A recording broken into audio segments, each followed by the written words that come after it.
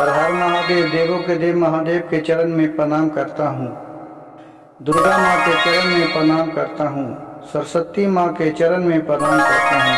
गणेश भगवान के चरण में प्रणाम करता हूँ।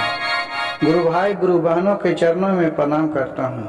गुरु भाई गुरु बहन, कहानी बहुत ही सुंदर और अच्छा है और इस सच्ची घटना पर आधारित है। कृपया कहानी को ध्यान पूर्वक सुनिएगा और अगर मेरी कहानी समझ में अच्छा लगे तो प्लीज मेरे चैनल को एक सब्सक्राइब, एक लाइक कर दीजिएगा और एक शेयर कर दीजिएगा ताकि लोगों तक कथा और कहानी पहुंच सके। एक जगह पर प्रदीप मिश्रा का सम्मेलन लगा था। वहाँ पुराण का कथा हो रहा था। तो प्रदीप मिश्रा बोल रहा है कि सावन के महीना है, जो भी शिष्य गंज जाइएगा भोलेनाथ को दर्शन करने के लिए बाबा धाम, तो वहाँ से थोड़ा सु जल बचा के ला के अपने घर में, अपने मंदिर में उसे रख दीजिएगा, जिससे आपको आगे संस बरकत बहुत मिलेगा। शिव बहन एवं हलन करण की हाँ अपना मन में सोच लिए और गए भोलेनाथ के कांवर लेके दर्शन करने के लिए। गाड़ी भाड़ा गाए, सुल्ताने से जल उठाए और देवघर गए।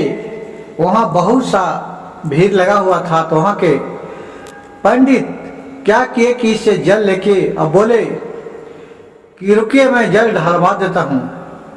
और दोनों लोटा का जल ढार दिए और इनको लोटा लौटा दिए। लोटा में एक भी जल नहीं रहा। गुरु बहन सोचे, बहुत गुस्सा हुए कि हमें यहाँ से जल लेके जाना था, बाबा बताए थे, अब मैं क्या करूं। वो गुस्सा से क्या की कि दोनों लोटा वहीं छोड़ दी और फिर अपने सब कोई पर प्रसादी लेने लगा।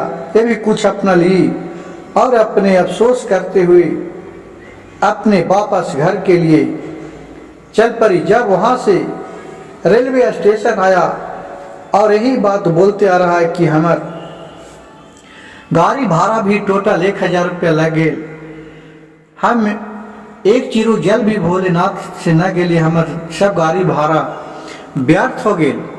वो बहुत ही अफसोस कर रही थी और रास्ते उसको इसी पर ध्यान थे कि हमको दोनों लोटा जल ढार दिए, हम भोलेनाथ के जल नहीं लाए, हमको इतना पैसा चला गया, यही सोच के आ रहे थे। देखिए भोलेनाथ के कृपा गजब का लीला है। जब वो ट्रेन में बैठ रही, वहां एक गौरिया धारण करने हुए एक नौजवान लड़का बहुत खूबसूरत आया और ट्रेन में भी वही बात ये अपने सबसे बोलते आ रही थी। जहाँ पर इस सीट पर बैठी थी वहाँ की का करी गुरु बहन, हम तो गेलियो भोलेनाथ के दर्शन करे, हमारे 1000 रुपया टोटल खर्चा हो गलो। और वहाँ से पंडित प्रदीप मिश्रा बोलन हल कि लेके आइएगा जल, वो जल को घर में रख दीजिएगा देवी देवता के स्थान पे। वहाँ से तो हम जल भी न ले लिए, हमारे 1000 रुपये हो गए और जलवो न ले ली।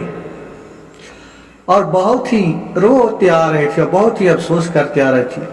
बेचारी बहुत दिल के सच्चा थी।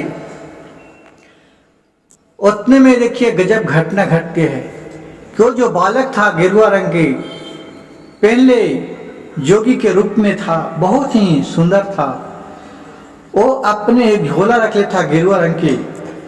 तो आगे एक स्टेशन आया, वो बोला इससे कि ये तनी झोला पकड़िएगा, तनी मैं एक लड़का को लेके आ रहा हूँ, वो लड़का दूसरा डिब्बा में है, ये उसका स्टेशन पर आने वाला है, आकर मिलते आता हूँ। उसको झोला पकड़ा दिया और अपने वो स्टेशन से उतर गया जब तक ट्रेन खुल गया। अब उसको एक टेंशन और हो गया गुरु बहन के, वो गुरु बहन को एक टेंशन हो गया। अब वो कहने लगे हमका 1000 रुपये हो गया और ये एक बाबू थे, वो हमको एक झोला भी दे के गए, कब आते हैं। ट्रेन भी खुल गया, अब झोला हम दूं किसको दूं। अब सोचने लगा इसी का टेंशन करते करते हुए फिर जहाँ उसको जाना था वहाँ उस स्टेशन पर आ गया। उसको बहुत इंतजार किया, खोजा, लेकिन नहीं वो बालक मिले। फिर वहाँ स्टेशन पर नीचे उतरा, इधर उधर देख रहा कि आएगा तो उसको झोला दे दूंगा, किसका है कहाँ है हमको तो समझ में नहीं आ रहा, और बहुत ही अफसोस करते रहे। अब उसके बाद फिर वहाँ से देखा कि कोई नहीं आया। अब बेचारी उतना पढ़ा लिखा भी नहीं था, सच्चे दिल की आदमी थी। फिर वहाँ से आ गया, घर गया तो उसको बाल बच्चे सब मम्मी मम्मी कह के लपटा गया, क्या लाए हैं झोला में। एक कहने लगे क्या करूँ बाबू, मैं तो गए थे भोलेनाथ के दर्शन करने कि वहाँ से कुछ जल बचा के लाऊंगा, लेकिन जल जो पंडित वहाँ के था वो टोटल चढ़ा दिया जल। मैं गुस्सा में तो वहाँ दोनों लोटा भी फेंक दिया, कलश था जो कि हम जल ही नहीं ले जाएंगे तो लोटा ले गए जाके क्या करेंगे, और वो सब जल चढ़ा दिया था।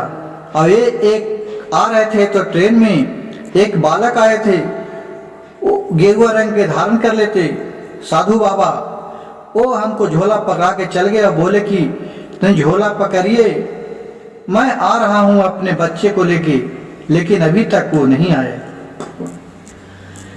तो कहा उसको लड़कन लोग बच्चे लोग कि ठीक है माँ लाइए झोला, मैं इसको फोन नंबर तो इसमें होगा कहूँ, मैं उसका फोन लगाता हूँ। उसको निकाले तो देखिए वहाँ गजब का लीला है। वो झोला को खोला तो उसमें देख रहा है कि एक लाल रंग का कपड़ा है वस्त्र, उस वस्त्र में एक चिट्ठी लिखा हुआ है और 1000 रुपया धरा हुआ है, और एक गो कलश उसमें है, उस लोटा में पानी भी है, भोलेनाथ का दरबार का जल उसमें भी भरा है, और उसमें लिखा हुआ है कि ये तुम्हारा 1,00,000 खर्चा हुआ, ये तुम्हारे पैसे है, इसे स्वीकार करना, इसे भुलाना नहीं। फिर ने बात सुनकर इस औरत ने बाबा के पास फोन किया तो बाबा ने बताया कि ये भोलेनाथ के ही कृपा है,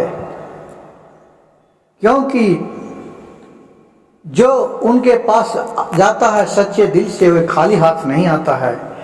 लिखा था कि तुम मेरे बेटी हो, तुम मेरे दरवाजे पर आया है तो तुम्हें खाली हाथ कैसे लौटाऊं, तुम्हारा मन छोटा कैसे करूं, और तुम फिर अगले साल आना मेरे दरबार। और ये सब सुन के पंडित जी के बात सुन के और बोले, फिर बोले कि बाबा इस पैसा को मैं क्या करूं। बाबा बोले कि पैसा को तुम अपने पास रख लो, क्योंकि जो घर जाता है बेटी तो वहाँ से खाली हाथ नहीं लौट के आता है।